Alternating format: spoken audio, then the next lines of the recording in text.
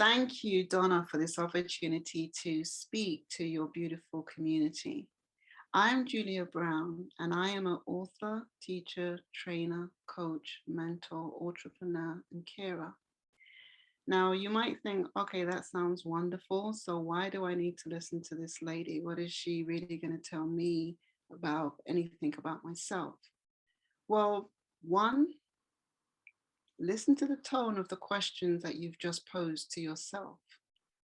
And two, my objective here is not to change you if you don't want to change. My objective here is simply to care to share some information with you, and you are at your own discretion to accept it or reject it. As I said, I am a teacher, and I'm going to start with that space first, okay? When I got into the teaching environment, the first group of people that I was given to work with were NEETs. I've just come out of teacher training, and the first group I'm given are NEETs, not in education, employment, and training. Why was I given this role? One, because looking at the framework of staff, there wasn't anybody that looked like me. And most of these young people who were in this NEET group looked like me. So it might just been like coincidence. I beg to differ. But the key point that I'm getting across here is that my initial baptism of fire into the real classroom environment wasn't a very gentle one at all. And what I learned very quickly is that even though these young people were given numerous labels, which were not empowering in any shape or form, these young people actually had really great talent and great gifts. The challenge was, though, they were unable to actually express themselves in a manner which was perceived or received as being acceptable. Now, one of the key things I would love to get across in this particular video here is that I do really think that newly qualified teachers need to have opportunities to work in environments that don't look like themselves, in order for them to be able to start developing the confidence, awareness, understanding, and appreciation of other races. Let me put it this way.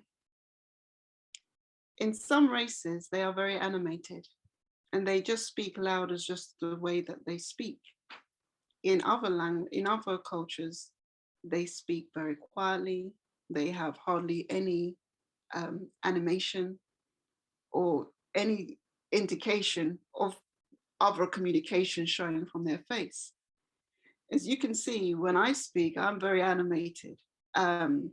And I will give you an example of a childhood experience about this. But my point is that each culture comes with its own characteristics. And as teachers, newly qualified teachers, I'll speak to them in particular because they're going to be the future teachers and leaders, is that if you haven't had exposure or been able to communicate or interact with other people, you really, when you get into that classroom from the first time, are going to come with a lot of preconceived ideas, prejudices. Even though we talk about equality, diversity, and inclusivity, we also have to be looking at discrimination and stereotypes as well as having prejudging thoughts. And as you appreciate, prejudge is just making a judgment before you have all the facts, okay?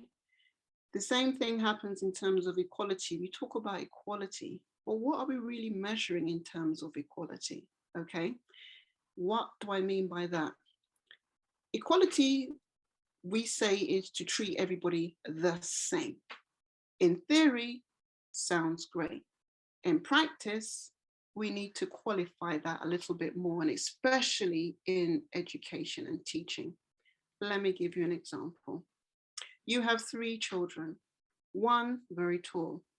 2, a child in a wheelchair. Understand my terminology. I didn't say a disabled child. It's a child with a disability. Always put the child first. We're using the social model, not the medical model, okay? So you've got a child with a disability, you've got a very tall child, and you've got a very short child. Now, if we work on the premise of equality, we could all give them the same size box to stand on. Say we want to watch a football match over the fence. Now, me being tall, box is going to make me taller. Me being short, that one box is not going to be tall enough for me to see over the fence. And me being in a wheelchair, I cannot see anything anyway. So how about we look at equality in terms of outcomes? The outcome is we want all the children to see. That's the equality aspect. How we're going to make that happen is going to be very different towards the children's needs. The tall one does not need a box to stand on. The short one might need 3 or 4 blocks to stand on to see over. And the child in a wheelchair might actually need a ramp to be able to see. So that equality is the outcome, it's not the starting block. So I am encouraging, this is what I do in my teacher training courses, to encourage the teachers to say, what is the outcome? That is what we really need to make sure the equality happens then. At the end of the lesson, what is it that you want all the children to understand? How they got there may be different routes, but the key thing is, what is the outcome at the end of the lesson? That is where equality should sit, not we all need to be on the same box, because it's not helping me if I cannot see. I hope that makes sense. And so that's one aspect of the teacher training. And I do also think this whole concept of labeling, self-fulfilling prophecy, you would have heard from your sociological background and social theory practices. Now, if you are going to start labeling a child genius and another one stupid, over time, these labels are going to start taking transformational impact inside that child's mind and their behavior. So every time you're giving the praises to this genius, this is only going to fuel them to become more of a genius. They're going to want to learn more. They enjoy this recognition of, you're great, you're amazing, you're outstanding, you're brilliant, you can teach, you can do this. And then if you have the other one where it's like, oh, you're just a waste of space, you're not going to become nothing, you're not going to achieve anything. Do you not think that these two children are going to see the world in very different, through different lenses? I'll give you a case in point. As a young person, I was very much into athletics. That was just something naturally I enjoyed doing, okay, from cross country all the way down to 100 meters, the whole shebang. I enjoyed doing that. I told my career teacher when I had my career meeting, she said, okay, what do you want to be when you get older? And I was saying, initially, I would like to be a lawyer or a doctor.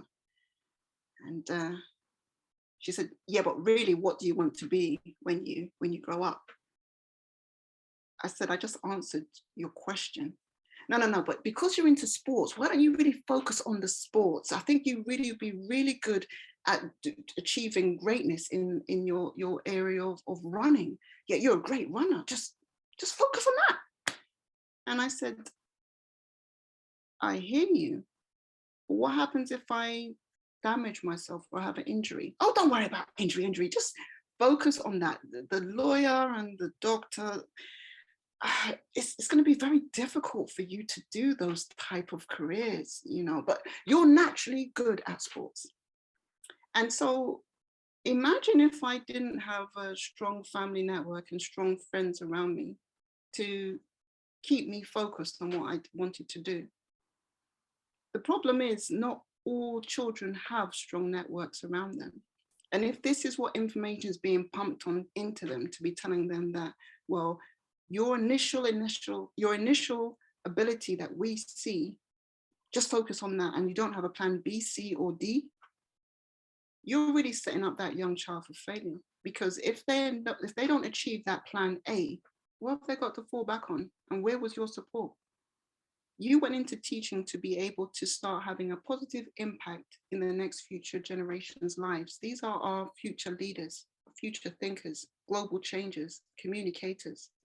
And if you're not helping them to be able to problem solve, creatively think, be critical thinkers, because that's also another thing.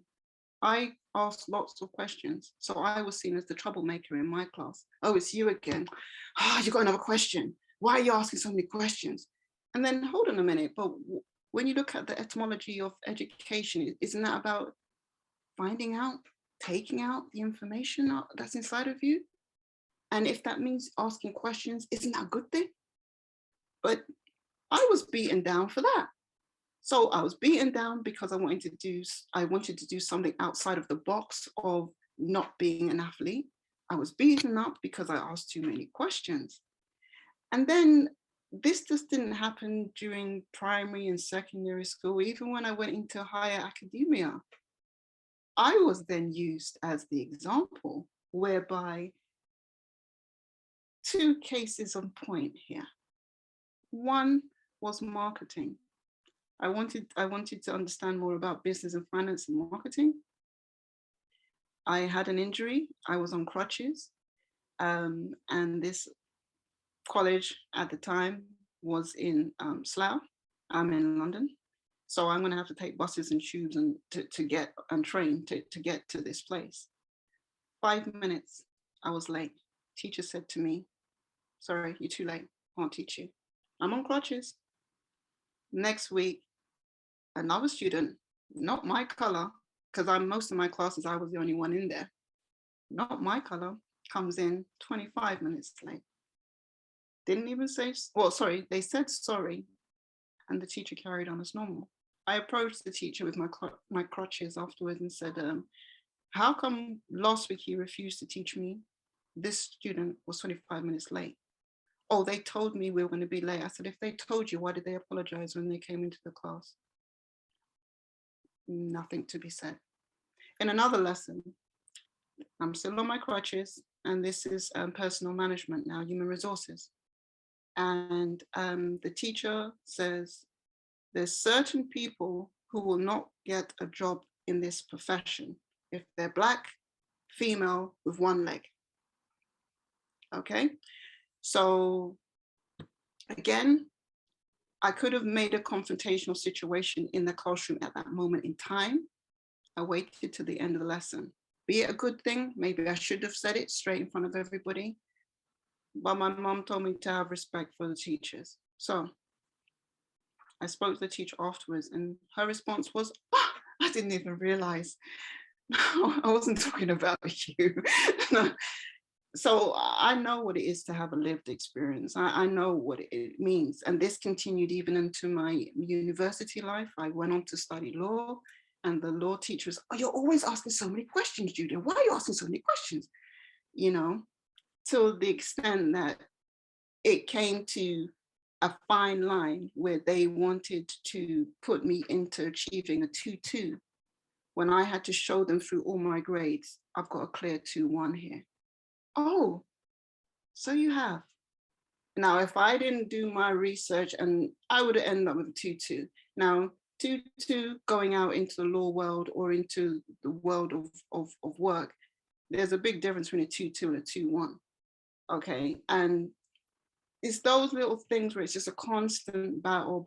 My story is not a unique story. In terms of people of color are facing this all the time. The difference is who have they got around them to help them to keep focused and to say you are doing great, you can achieve great things. Okay. So my point of view is that what I have done is I've created like a toolkit called Crush to Sparkle. And I'm looking to get Crush to Sparkle out there into schools, colleges, universities, organizations, businesses. Now, that might be a tall order, but the reason why I'm saying that I believe this toolkit can make a difference is for a number of reasons, and allow me to explain them to you if you allow me to.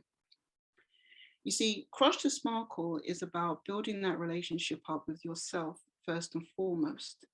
Crush to Sparkle is a holistic healing. It's a self-discovery. It's a whole self, deep dive, root cause analysis tool to the wonderful story of who you truly, really are. Inside Crush to Sparkle, there are activities. And these activities is really for you to go into yourself if you truly, really want to. Now, the first activity that I ask individuals to do is to look in the mirror. Now, for some of you, you might think, "Oh, I'm beautiful, I'm amazing, I'm wonderful. I don't have no problems." But for others of you, that might be a really difficult thing to do. And even for young children, young people who's been through abusive relationships or trauma or some sort of or kind, may not want to look at themselves, because maybe when they look, they hear somebody else's voices talking about them. So they just don't want to even engage with looking at self. So 1A is to look at your self face. 1B is for you to take off all your clothes and to look in a full length mirror at yourself. What do you say to that person that's looking back at you? Are these loving words, or are these critical, scathing words that you say to yourself? And are you actually saying these words, or are these voices that you're hearing going on and off in your head saying, oh, you're this or you're that? And maybe these voices, these people are not even alive anymore, but they're still talking to you. So that's just exercise 1A, looking at your face. 1B, looking at your body. And 1C is to get a video, to take a picture, a camera, take a picture of yourself. Why? Because you're going on a journey. And as you go through the chapters inside of Crush the Sparkle, at the very end, you will take another photograph. So you have your own timeline of your before and after picture and all the processes you went through to get to your final destination. Inside Crush the Sparkle as well, you're going to meet your past, your present, and future version of yourself. And because you're going to do these, well, I encourage you. Words have power, so be careful what you speak.